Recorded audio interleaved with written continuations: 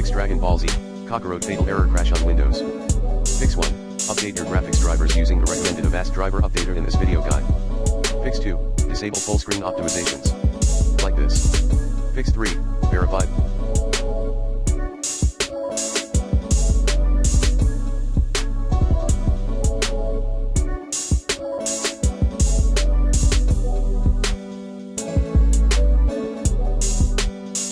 The integrity of game files. Fix 4. Close unnecessary background programs. 4. Run Windows Clean Boot to locate the troublesome software.